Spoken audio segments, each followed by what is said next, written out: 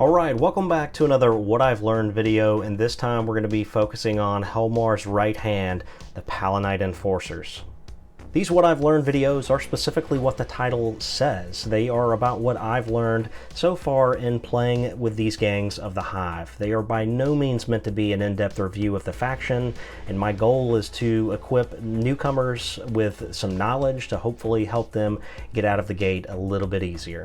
Be sure to check the comments, as folks from the community leave a lot of good feedback down there, especially the ones that actually know the ins and outs of each gang that I do these reviews on. I'm going to break this up into topics to make it a little easier to follow, and we're going to start with our first topic right now, which is playstyle. Now, the Palanite Enforcers are what I would consider a mid-range gang. They like to operate in that 12 to 24 inch range. And at the time of making this video, every fighter comes equipped with a standard loadout, at least the regular fighters, which is flak armor, an armored undersuit, a stub gun, and magnicals. That is kind of built into their profile when you get them. They do lack close combat prowess, as only the leader has 2 attacks base, and even the champions, or sergeants as they are called, they just have 1 attack base as well. Couple that with most of their 2d6 stats being pretty average, the average strength and toughness, average strength or average ballistic skill, weapon skills, and they do have access to some enforcer versions of weaponry, which can be really good, but again, you're looking at average ballistic and weapon skills as well. So it's best, I find, to keep them at a range. I have found when I try to get into close combat with these guys, I have struggled.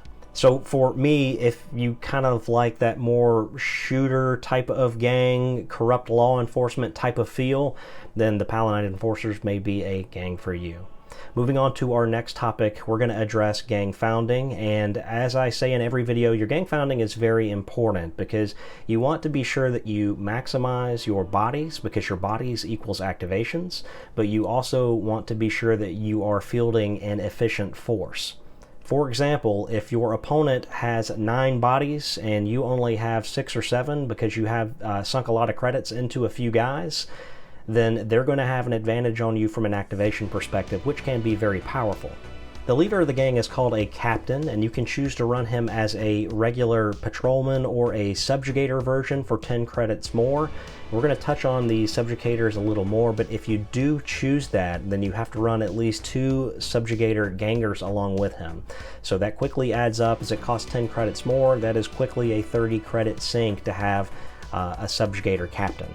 For me, and this is my personal thought on it, I feel like subjugators in the beginning are a little expensive for what they are, but I do enjoy having 1 or 2 of them on the board just because they look awesome and it feels narrative to me. The difference between the two will be in your equipment and the armor. They have access to some different weaponry, but the captain is 140 credits just by himself, just base. So you can see how that can quickly add up when you add 10 more for a subjugator and then access to their special equipment. That said, the stat lines are the same. So the captain has a movement of 5 inches. He's got a ballistic skill of 4 and a weapon skill of 3. The rest is pretty standard. So strength and toughness of 3, 2 wounds. We have an initiative of 4+, 2 attacks, and the cool is a 6. The willpower is a 5. We will talk about his skills in a later section, but there are 2 weapons that stick out, at least to me. I love Enforcer bolt guns. They are really good for what they do. They have a range of 24 inches. Within 12 inches, they give you a +1 to hit, so that would take him down to a 3. The strength is 4, and the AP is -1, and they kick out 2 damage with rapid fire, which is incredible. If you build by the box, a concussion carbine can be very good. Blast is pretty good in this game, especially when it scatters and does something fun that you don't intend it to. It is an 18-inch weapon. You get a +1 to hit within 9 inches, but it is only strength 3. It is AP -1, but it is only 1 damage. It does have the blast rule. Again, can be tons of fun. Very good at penning, but it can also concuss a fighter if they're up on a tall place. That reduces their initiative, making them potentially fall. And it is also seismic, so on a natural wound of 6, you are going to ignore your opponent's armor saves. In addition, it always pins, so even if they have nerves of steel or something to bypass it, they will still get pinned from seismic. I would potentially go with one of these two. Again, blast templates, really good. They can also help you bypass the fearsome and terrifying rules, which you will find on corpse grinder masks, as well as some skills, as those they allow you to target the ground in front of them versus the fighter themselves. All right, next we'll talk about the champions of the Enforcers, or the Sergeants, and again, you can run one of these guys as a subjugator for an additional 10 credits. At 100 base, they have a move of 5. They've got a 4-up ballistic skill, weapon skill, 3+ strength toughness. They do have 2 wounds, but they only have 1 attack. Their cool is a 6, the willpower's a 6, and they are limited on attacks. Because of that, I like to run these guys more at range. I've tried running them in close combat, and I've just been unsuccessful. They have no weapon restrictions, so I would consider one of the options that we just talked about. Again, the Enforcer bolt gun, strength 4 at AP 1, rapid fire is pretty dang good. Concussion carbine could be run here if you didn't put that on the leader, or you could choose to run one with a sniper rifle. And if you do, I do highly suggest that you get an infrasight, as that will essentially eliminate partial cover, and it will make your full cover, instead of it being a -2, that will become a -1.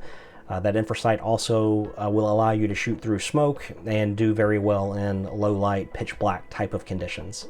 If you happen to upgrade one of these guys to a subjugator, which honestly I like to do, you can run them with a grenade launcher. The grenade launchers are a lot of fun, as it is another blast template. It is only strength 3 and there's no AP, but again, it is very good at pinning.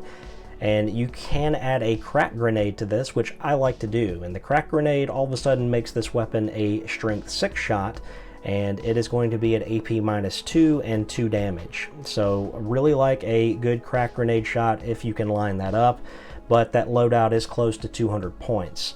The subjugator stat line is the same as your normal fighters, and in addition, a subjugator, you can put them with a vigilance assault shield. If you build them by the box, then each one will have these, except for one, I believe.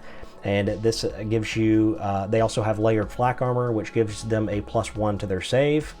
So if you take the layered flak armor, which would be a 5, the armored undersuit takes you to a 4, the vigilance assault shield in close combat gives you a +2 in the front arc, so that would take you to a 2-up save. In range shots, you get a +1, so that would be a 3-up save from the front arc. You have to keep in mind, however, if you're pinned, you don't have an arc, or if they get you in the side or the back, then you're going to be looking at a 4-up save without any modifiers.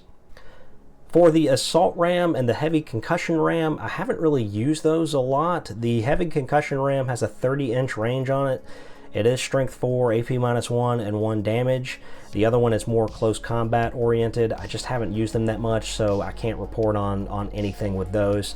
If I do a What I've Learned Part 2, I do plan on running one of those in the campaign that we're doing now, so I'll be able to report back on my findings. Now for your normal gangers, or patrolmen as they are called, they are 70 credits base, and they may be upgraded to subjugators again for 10 more credits. These guys are very average. They're going to move 5 inches. They've got your weapon skill, ballistic skill of 4, 3 on strength and toughness, 1 wound, 1 attack, and pretty much 7s across the board for your 2d6 tests. It's much of the same here. I like the Enforcer bolters. Spam those.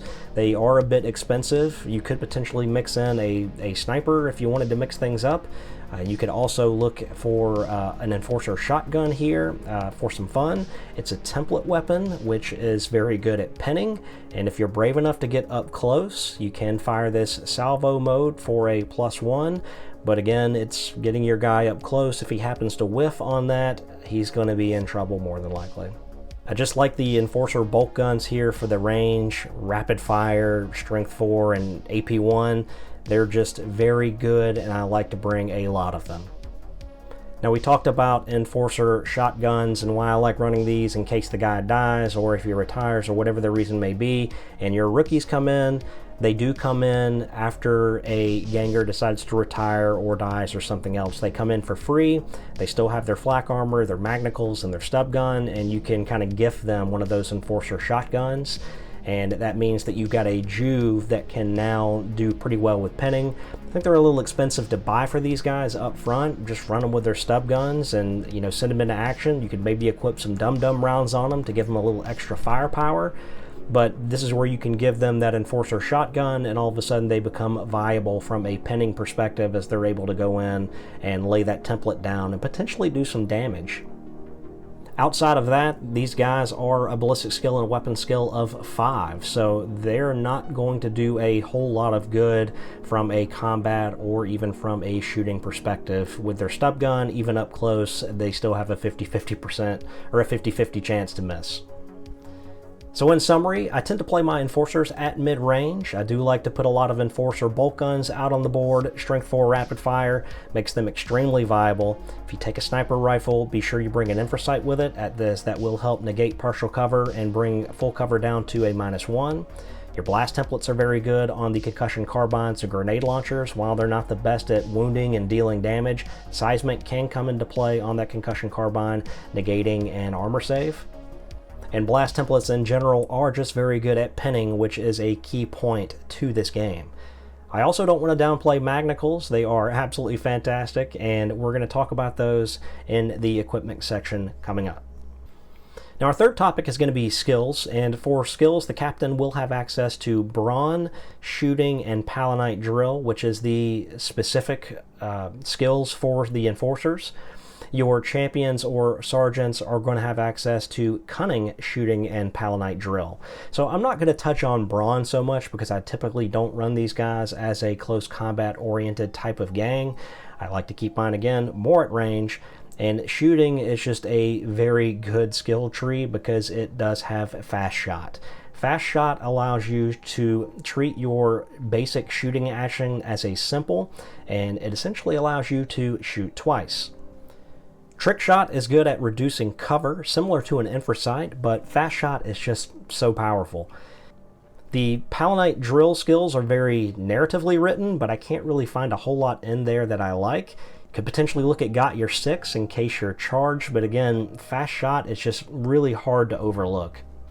In topic 4, we look at tactics cards and more of the gang-specific tactics cards, and again, I feel like that these are a little lackluster for what they are, and especially in comparison to a lot of the gang's tactics cards. I find myself using a lot of the generic cards instead of the Enforcers cards. You could look at Ankle Holster, which allows you to make a stub gun shot in addition to another shot. I guess that could apply to one of your normal fighters. You got to be within 12 inches to get that stub gun off though, so it's what it is with an average ballistic skill of 4.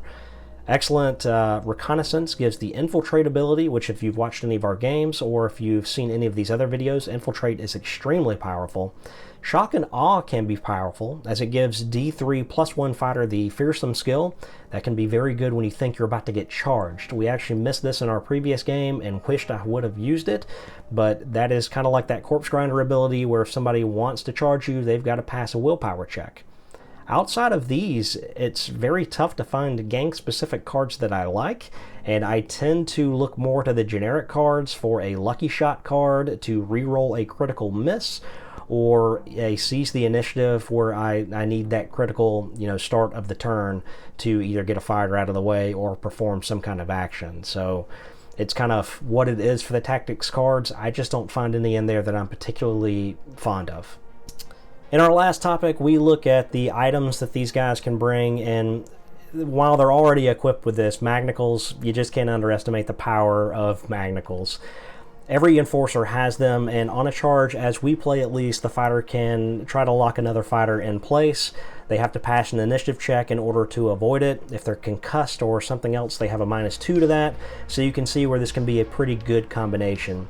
We actually had a rookie rush in and shackle an Orlok Armsmaster in our previous campaign, and it was pretty incredible because when you're shackled, you can't move, you can't make ranged attacks, and you suffer a -2 modifier in close combat.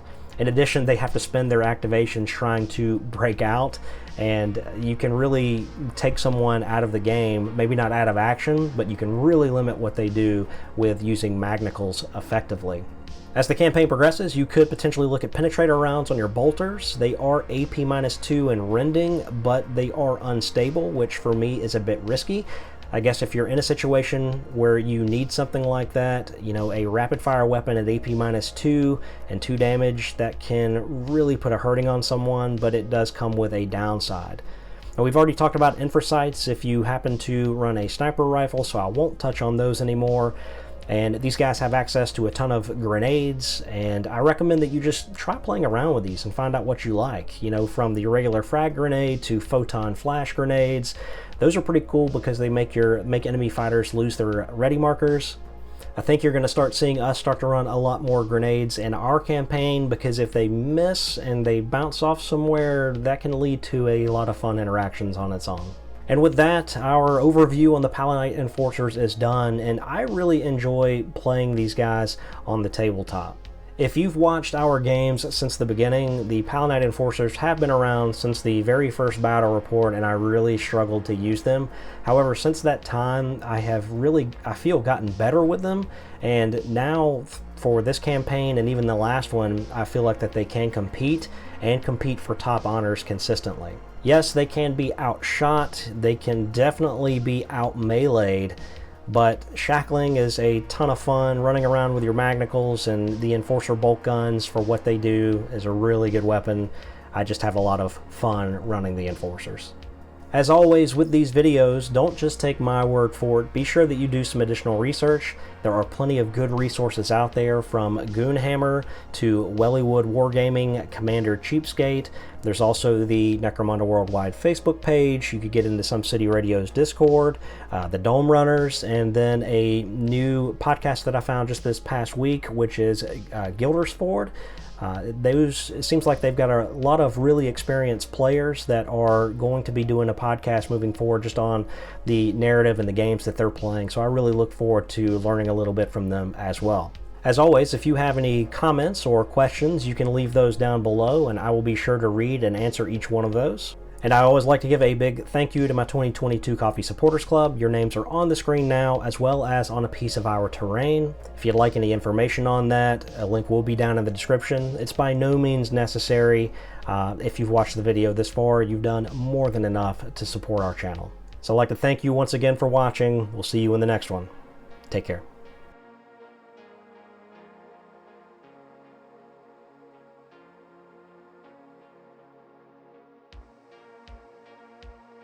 Take 2. Take 3. Take 4. Just another take. The heavy concussion ram and the me. Take 158. I just don't get it. Why do I keep stumbling? Haha! I'm so tired of talking about this same at to a -1. Take forever.